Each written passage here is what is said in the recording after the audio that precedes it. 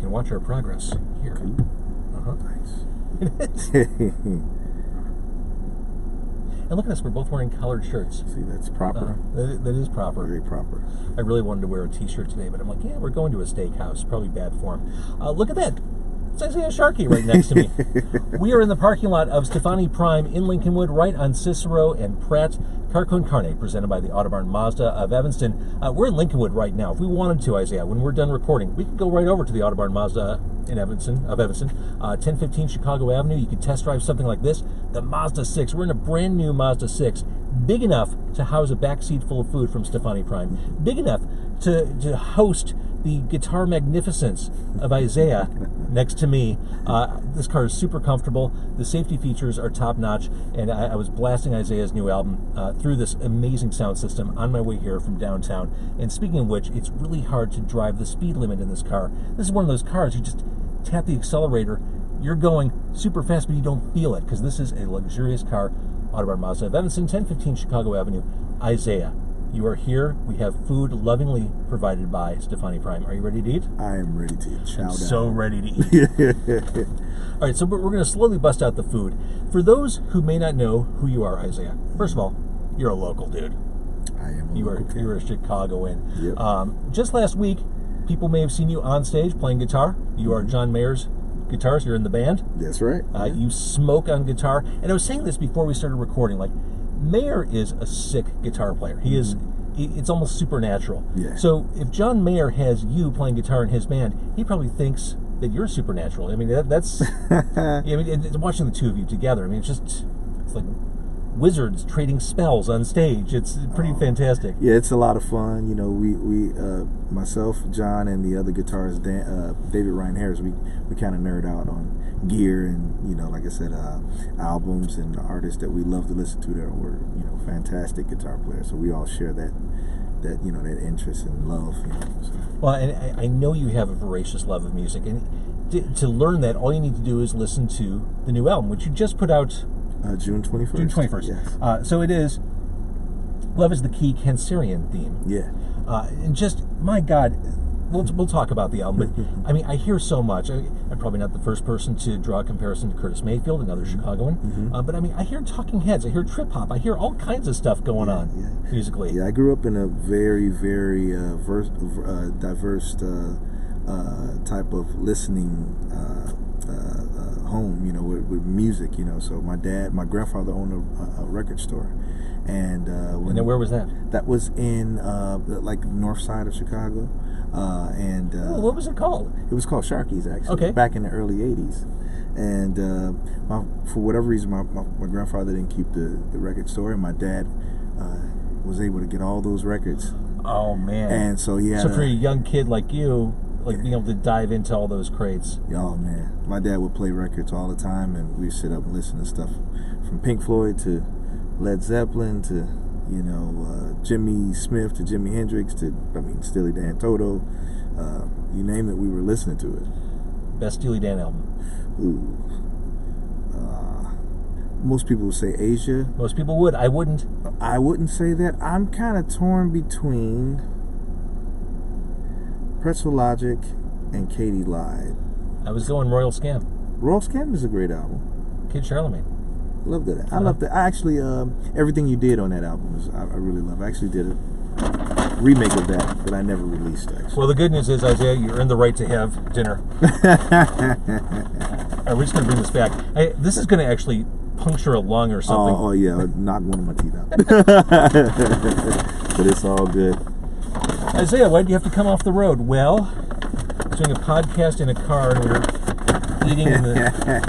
All right, so again, I want to thank Stefani Prime. The food here, the menu is exemplary. And what's nice about this place, I mentioned it's at Skokie Boulevard, or Cicero, and Pratt.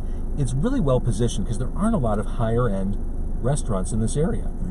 The nearest steakhouse is maybe in Wilmette. Plenty of stuff in Chicago, but for this suburban area, it is really limited. So this is a great central location. It's right off the Edens, in between Peterson and Toohey. And can you smell this? It smells absolutely incredible. So this is a I want to say risotto. Yeah. But he pronounced it risotto. Risotto. Right. He did that whole like chef restaurant owner thing. Risotto. Yes. And did you see it's a 4 cheese risotto? 4 cheese. Yes. I'm gonna let you dig into this, but I want to show it off. Oh, stop Wow! Look it. at that! Look at that! That's beautiful. I don't know And it smells just as great as it looks. it's also piping hot. I think I just burned off my fingerprints. Grab this if you can. I'm gonna get you a setup. All right. This is great. Oh, look at this, cloth napkins. How about that? Thank You know the podcast is really going places when there are cloth napkins in the car. I may steal a forkful of that. That's so good. Oh, good. It smells so good. So he also brought us, he told us to go in reverse order. So however he packed it. There's a steak sandwich in here. We're going to bust this open and look at this. Look at that. I have risotto on my hands. Yeah, I'll take a little forkful myself. See here. Okay, so this is the steak sandwich. And I don't, That's pretty nice. And here's the thing. You can sweat out an entire meal from Stefani Prime on stage in one night. Like, I'm not worried about 2-hour you. show, yeah, that'd be all right. I'm not worried about you. Me, I'm a little concerned with. I'm going to have some of the steak sandwiches and try the risotto. I want to try this, yeah. See what this is like. See. Oh my goodness. This is incredible. It looks so good, dude. Yeah, this is incredible. You gotta try this. All right, hang on. Grab the steak sandwich. Oh yeah. Okay, here we go. Do you mind holding it for 1 second? Yes, got you. Ladies and gentlemen, I'm being fed by Isaiah. That's great. First spill of the night. Ooh, that's good. That's amazing. Hey, you can put it on the dash. Great. This is. Have to dig more into that. All right, so let's. Here, go ahead. Help yourself. Let's jump around a little bit. Okay.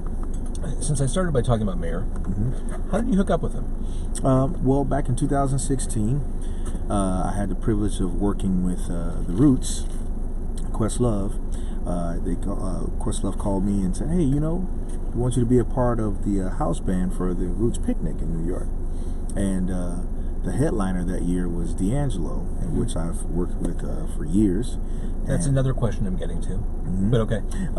And so myself, along with Pino Palladino, sat in for the Roots Picnic band, and John Mayer was actually on the bill as well.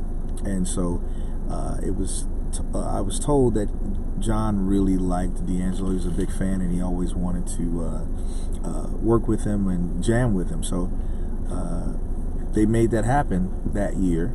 So John came in and rehearsed with us and sat in and jammed, and me and him got an instant connection with playing. And because that happens in music, like you just know when you have like the kind of lockstep kindred spirit. Oh yeah, it was just immediate, vibe. And 2 weeks later, I got a call from his management. Hey, would you like to tour with John this upcoming year for the Search for Everything tour? And I said, absolutely. Why not? So done. Yeah. One thing I like about what Mayer does on stage, and maybe this is from him being with the Dead, but the set list changes every night. It does. So if you're going to 2 nights in a row at the United Center, you're not getting the same show. There'll be some overlap, but I think it's fun for the artist, but it's fun for the fans too. The unpredictability, because we live in a time when you can pull up on setlist.fm every set list from every show every night. And you know what to expect. Exactly, and you have like YouTube, which is great, but a lot of times it kind of spoils the actual experience, the live experience, because you almost have to change it up, to make every night something special and different. Absolutely. For people who actually paid tickets and came for the experience. So I like being surprised as a fan, but I also can't resist if the information's out there. Right. I'm going to see Iron Maiden on Thursday. I know exactly what they're going to play, start to finish. Yeah. And I hate myself for knowing it. But I couldn't hold back.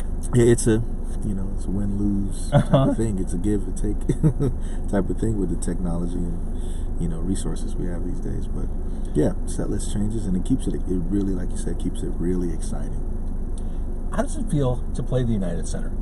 Oh man, it's amazing. Great experience. I never, as a kid, I would go see the Bulls play and take my daughter to see Disney on Ice there. And I never thought, a couple years later, like, oh man, playing at the United Center on stage. So it's really cool, and it's hometown. It's surreal, right? Mm-hmm. And do you have time when you're on tour to just kind of take in being home, or do you have to wait till you're off the road? Kind of a little bit of both. I try to stay connected to home as much as possible on the road. Right. Calling my family, checking on my daughter, and all those things like that, and checking in, and yeah. So you get a little bit of both. Sorry, I don't mean to keep you. No, it's all right. It's all right. It's all right. Another thing I like about the Mayor sets, covers. Mm-hmm. You're a fan of all kinds of music. Clearly, Yes. he is too. Yes. And you get to kind of stretch out and do a Prince cover one night, Mm-hmm. a Petty cover the other night. That's right. That's kind of fun. It is. And what he will do, we'll get an email the night before. Check out this tune. We'll go over it in sound check. Mm-hmm. See how it goes out. We go over a couple times. That's great. And we'll do it that night. So it's really, really cool. One more Mayor question. I've only met him a couple times, and it's been a while. But can you confirm that he's the tallest man in rock? I think he is. I really think he is. Not too far from Shaquille O'Neal. No, I was kidding. But yeah, he's a pretty tall guy. I think 6'5", maybe. That's 6'4", 6'5". That's pretty tall. This has been discussed before, but as a Chicagoan, people kind of label you as almost like a child prodigy. You were out there. You're putting yourself out there musically from an early age. Mm-hmm. How early were you when you started gigging? I started gigging probably when I was about 12 or 13. Started doing gigs at we would call them outings at church, but I would do a lot of choir concerts. Mm-hmm. Because I grew up playing with my dad and my brothers in church, and so guest choirs would come, and sometimes they would have celebrity gospel artists come and perform at special events at the church, and so I would play, and they would hear me say, "Oh, I wanted that kid to come play with me." So I would play with another choir, and then play with another choir, and then eventually play with a gospel artist, and it just kind of stemmed from that. Are you a spiritual dude? I am a very spiritual guy. Yeah, not so much religious, but spiritual. Fair enough. Grew up in church for sure. And you grew up in the Cabrini area? I grew up. I lived in Cabrini area since I was born in Cabrini Green, and then I moved to Maywood, Illinois, at the age of 10. What do you remember? I mean, Cabrini, obviously, storied history, violence, crime. Yeah. Scary stuff. Yeah. And it's certainly not the kind of environment that most kids graduate out of. Right. Yeah. I grew up seeing a lot of little different things that was disturbing for a child and for anyone. Yeah. In fact, that would live in that area. Seen a lot of gang activity and a lot of violence and stuff like that. But my mother and father did a great job with me and my brothers and sisters, keeping us out of trouble. We all never were in gangs or never sold drugs or anything like that, and they kept us going to church and kept us rooted and grounded, and eventually got us from out of that area and moved us to a kind of milder area. I love hearing that. So parenting goes a long way. Oh man. Yeah, my parents. Do you take lessons from your parents into your parenting? I do. Yes, I do. And then I find myself, when you're a kid, you're kind of like, I don't understand my parents. I don't understand why they do this. And then you get older, a little older, and have your own children. It's like, I'm acting like my parents. It happens. Like, oh It man, totally I'm my dad now. Uh-huh. So. Let's talk about Love is the Key, the new album. I hinted towards just this bouillabaisse of sounds. I hate to use the word influences, but you throw a lot of stuff out there. Mm-hmm. But more importantly, I think as I listen to this album, there is some serious baby-making music happening on this album. I feel like I got pregnant just listening to it on the way here. I'm going to name it after you, obviously. That's great. Hey, Isaac or Isaiah. Or just plain Zay. Like Time, Eternal Flame. Yes. These are like Turn the Lights Down Low. Yes. Kind Very of intentional. Uh-huh. Very intentional. I got into this whole thing of listening to Marvin Gaye's I Want You album. Mm-hmm. And that's one of my favorite albums of all time. And got in that phase. listen to him and that album, and also what's the album? Well, just all of the Isley Brothers stuff. And so I was like, wow, I was fascinated. I'm like, man, it just got me in that mode and that spirit to create that type of music. So yeah, that was the goal. Because there's not enough of that. I think it's not enough love songs out there. Well, and it's no accident the word love is in your 2 albums. Yeah. Well, I mean, the world needs love, right? So I no argument. And so I always feel like there needs to be some type of stream, line of that topic of love, So going back to that title track, I remember listening to that for the first time. And I'm like, oh my gosh, what's happening here? Like it just, it really grabbed me. That soulful sound, to me, a very 70s sound. Yeah. And then we get a good taste of your guitar playing, especially towards the end of that song. Yeah. But man, that's a great way to come out of the gate. Oh yeah, it's part of my upbringing. Again, Curtis Mayfield. It was that song, and "Love Is the Key" was definitely inspired by Curtis Mayfield, and actually just the whole Northside R&B soul sound of the 60s and 70s. My father and his brothers and cousins had groups in that same area, and Curtis Mayfield was not only from Chicago, but he's from the area that I grew up in. Right. And so that area had a particular sound that I've always been familiar with, and so definitely influenced, but something that I just can't help. It comes out that way. It just comes out that way. Speaking of spirituality, speaking of your guitar playing, let's talk a little bit about Amen, because this is the opposite of those slow jam love songs. This is just in your face. Yeah. It's just it's an ode to God. It's an ode to being aware of yourself and being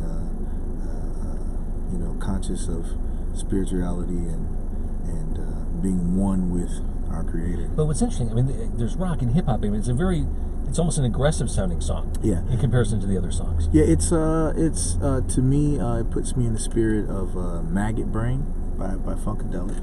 I was going to say, you could find some Clinton hints. Yes. It also reminds me of Jay Dilla from Detroit. And yeah, just some again, the hip hop and funk and the rock is a big part of my musical history. Staying on the funk tip, let's talk about Psycho Majestic, Coma Like Love. Yeah, that's a total Funkadelic song title. Totally Funkadelic inspired and Marvin Gaye inspired. It's a song on the album. What is that? It's called "Life's a Game of Give and Take" by Marvin Gaye. It's an outtake. It's a great song. You gotta check it out. It's in our Lifetime album. That's the album. Did not know that. Another thing I like on the album. Again, there's so much going on. I love horns on a song, and you use horns to your own advantage. Yes. On a couple songs, especially. There's nothing like a good horn section. Oh my goodness, no, man! I had some great. Was very fortunate to have some really great players. Marquel Jordan, and who's here in Chicago, who's a great artist in his own right, and Donald Hayes, also from Los Angeles, California, who is also a smooth jazz artist, and Leon Q, and just to name a few guys. If you're watching on Facebook Live, if you're listening to the podcast, I can't recommend this album strongly enough. Honestly, it's getting kind of dark out. It's going to feel pretty cool to listen to that when it's dark outside. I listen to it at work. It's great. Just kind of have it on the background. It kind of keeps you moving through the day. It's just a little bit of something that'll strike you in every right way. You did a really nice job on this album. I really appreciate it. You spent enough time on it. I bet you did. Let's bust up in some more food. Oh yeah, cool. Let's get one more little bite of this sandwich. Again, you're at Stefani Prime on Cicero and Pratt. What did he say? Is this another? We both got steak sandwiches. Wow. Well, okay. I can work it out. Okay. We both got steak. This is glorious. I gotta say this. We'll get this in catering backstage at the John Mayer show. Hey, man, listen. And we've got like an antipasto, almost like a charcuterie thing going on here. I'm gonna have to hold this up. So there's sopressata in here, mortadella. Everything you said, of course, Parmesan. Well, Look at that. That's beautiful. You're going to help me with this, right? I will definitely help you. Oh, man. And we're friends now. We can use our hands, right? I mean, we're good. just grab some cured meat and... Oh, yeah. Have at it. Yes, sir. I'm going to grab a little cheese with this. Let's see here. Stefani Prime. Again, there's really nothing like this in the area. This is a gift is great. to the north suburbs, the near north suburbs.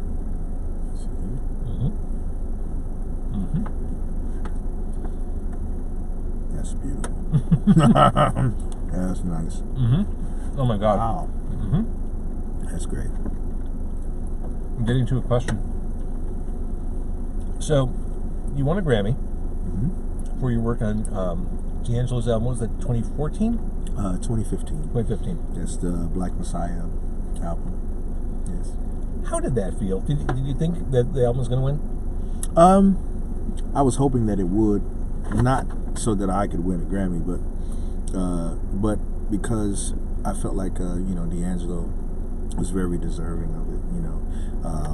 He's one of the legends and icons of the soul music of our generation now, and I'm such a fan of his music. So I felt like he was the proper person to win, and so I thank him for actually allowing myself as well as the rest of the Vanguard to be a part of that musical genius body of work that he's created.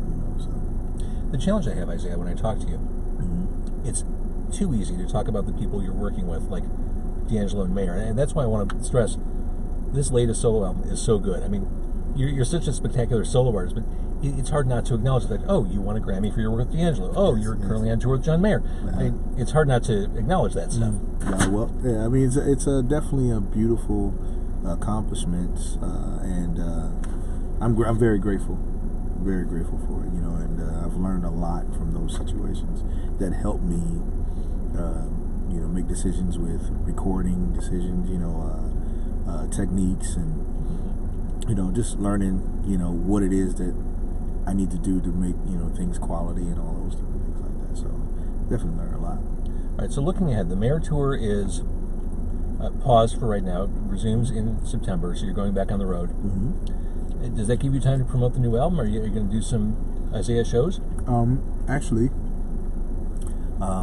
we go back out on the 29th of August. Oh, man.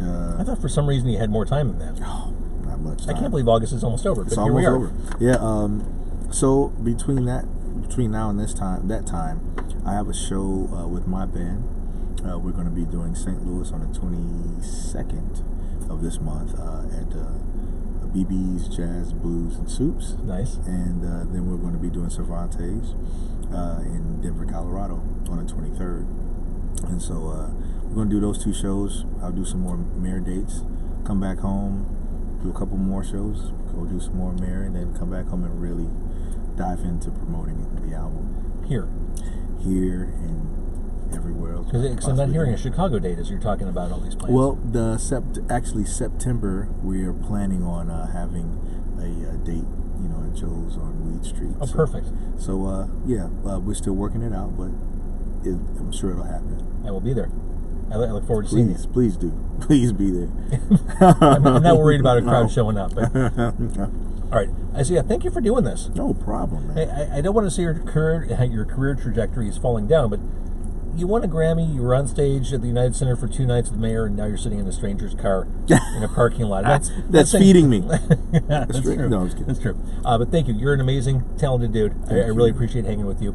Carco and Carney presented by the Autobarn Mazda of Evanston, 1015 Chicago Avenue. I want to thank our new friends at Stefani Prime. We'll come back here, right? Absolutely. Did you see they've got like a fire pit outdoor dining thing with like torches and stuff? I got to check it out. Oh my gosh. I saw it. I got to go experience it now. If I'm going to have a steak and a man cocktail, that's where I want to be sitting. That's it. Anyway, thank you for watching on Facebook Live or YouTube or wherever you're watching. Thank you for listening. Thank you for being Isaiah. Thank you.